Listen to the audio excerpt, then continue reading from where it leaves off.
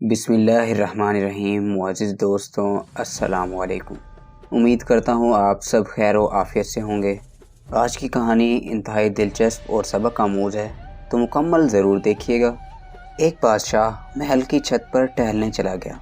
टहलते टहलते उसकी नज़र महल के नज़दीक घर की छत पर पड़ी, जिस पर एक बहुत खूबसूरत औरत कपड़े सुखा रही थी। बादशाह ने अपनी एक बांदी को बुलाकर पूछा, किसकी बीवी है ये? बांदी ने कहा, बादशाह सलामत, ये आपके ग़ुलाम फ़िरोज़ की बीवी है। बादशाह नीचे उतरा। बादशाह पर उस औरत के हुस्न जमाल का सहर छा गया था। उसने फ़िरोज़ को बुलाया। फ़िरोज़ हाजिर हुआ तो बादशाह ने कहा, फ़िरोज़, हमारा एक काम है।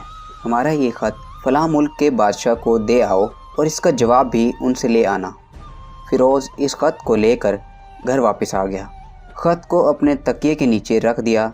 सफ़र का सामान तैयार किया, रात घर में गुजारी और सुबह मंजिलो मकसूद पर रवाना हो गया, इस बात से लाइल्म कि बादशाह ने उसके साथ क्या चाल चली है।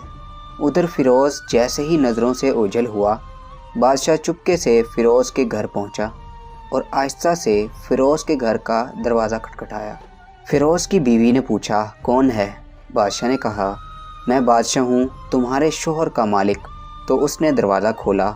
बादशाह अंदर आकर बैठ गया। फ़िरोज़ की बीवी ने हैरान होकर कहा, आज बादशाह सलामत यहाँ हमारे गरीब खाने में? बादशाह ने कहा, मैं यहाँ मेहमान बनकर आया हूँ। फ़िरोज़ की बीवी ने बादशाह का मतलब समझकर कहा, मैं अल्लाह की पनाह चाहती हूँ आपके इस तरह आने से, जिसमें मुझे कोई खैर नज़र नहीं आ रही। बादशाह ने गुस्से में कहा, ए लड़की, क्या कह रही हो? शायद तुमने मुझे पहचाना नहीं। मैं बादशाह हूँ, तुम्हारे शोहर का मालिक। फ़िरोज़ की बीवी ने कहा, बादशाह सलामत, मैं जानती हूँ कि आप ही बादशाह हैं, लेकिन बुज़ुर्ग कह गए हैं, शेर को अगरचा जितनी भी तेज़ भूख लगी हो, लेकिन वो मुर्दार तो नहीं खाना शुरू कर देता। और कहा, बादशाह सलामत, तुम उस कटोरे में पानी पीने आ गए हो जिसमें तुम्हारे कुत्ते ने पानी पिया है। बादशाह इस औरत की बात से बड़ा शर्मसार हुआ और उसको छोड़कर वापस चला गया, लेकिन अपने चप्पल वहीं पर भूल गया। ये सब तो बादशाह की तरफ से हुआ। अब फ़िरोज़ को आधे रास्ते में याद आया कि जो ख़त बादशाह ने उसे दिया था वो तो घर पर ही छोड़ आया हूँ। उसने घोड़े को तेज़ी से वापस मोड़ा और अपने घर की तरफ लपका। फ़िरोज़ अपने घर पहुँचा तो तकिए के नीचे से ख़त निकालते वक्त उसकी नज़र पलंग के नीचे पड़े बादशाह के चप्पल पर पड़ी, जो वो जल्दी में भूल गया था। फ़िरोज़ का सर चकरा कर रह गया और वो समझ गया कि बादशाह ने उसको सफ़र पर सिर्फ इसलिए भेजा ताकि वो अपना मतलब पूरा कर सके। फ़िरोज़ किसी को कुछ बताए बगैर चुपचाप घर से निकला। ख़त लेकर वो चल पड़ा और काम ख़त्म करने के बाद बादशाह के पास वापस आया तो बादशाह ने उसे 100 दिनार इनाम में दिए। फ़िरोज़ दिनार लेकर बाज़ार गया और औरतों के इस्तेमाल के कीमती कपड़े और कुछ तोहफ़े भी ख़रीद दिए। घर पहुंचकर बीवी को सलाम किया और कहा, चलो तुम्हारे मैके चलते हैं। बीवी ने पूछा, ये क्या है? कहा, बादशाह ने इनाम दिया है और मैं चाहता हूँ कि ये पहनकर अपने घर वालों को भी दिखाओ। बीवी, जैसे आप चाहें। बीवी तैयार हुई, अपने वालिदैन के घर अपने शौहर के साथ रवाना हुई।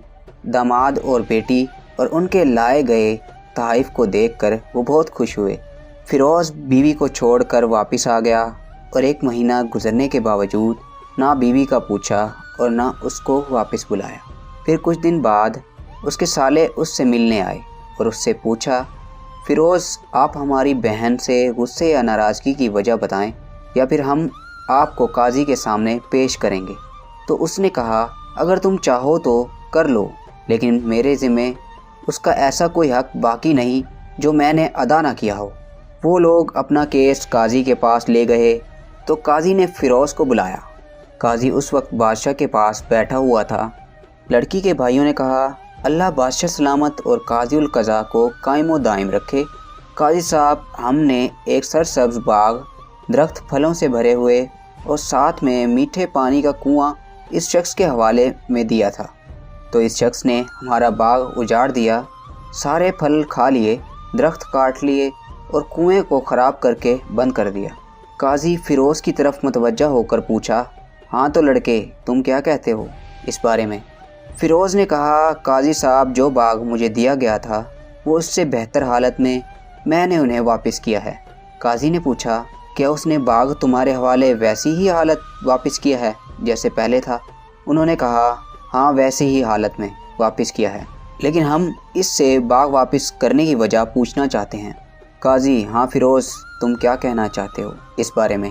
فیروز نے کہا، قاضی صاحب، میں نے باغ کسی بغض یا نفرت کی وجہ سے نہیں چھوڑا، بلکہ اس لیے چھوڑا، ایک دن میں باغ میں آیا تو اس میں نے شیر کے پنجوں کے نشان دیکھے تو مجھے خوف ہوا کہ شیر مجھے کھا جائے گا، اس لیے شیر کے اکرام کی وجہ سے میں نے باغ میں جانا بند کر دیا۔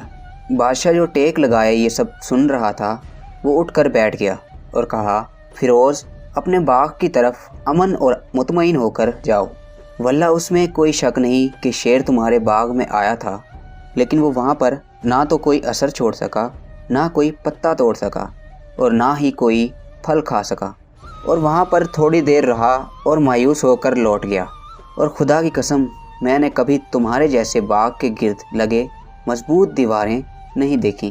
تو فیروز اپنے گھر لوٹ آیا اور اپنی بیوی کو بھی واپس لے گیا۔ نہ تو قاضی کو پتہ چلا اور نہ ہی کسی اور کو کہ ماجرا کیا تھا۔ کیا خوب بہتر ہے اپنے اہل و عیال کے راز چھپانا تاکہ لوگوں کو پتہ ہی نہ چلے، اپنے گھروں کے بھید کسی پر ظاہر نہ ہونے دو۔ اللہ آپ لوگوں کے گھروں کو خوشیوں سے بھر دے، آپ کو، آپ کے اہل و عیال کو اور آپ کے مال کو اپنے حفظ و امان میں رکھے، آمین۔ امید کرتا ہوں آپ کو یہ ویڈیو اچھی لگی ہوگی۔ ویڈیو اچھی لگی ہے تو ویڈیو کو لائک کیجئے، شیئر کیجئے اور کمنٹ سیکشن میں اپنی رائے کا اظہار ضرور کیجئے گا۔ سانسوں نے وفا کی تو ایک نئی ویڈیو کے ساتھ پھر سے حاضر ہوں گے، تب تک کے لیے اللہ حافظ۔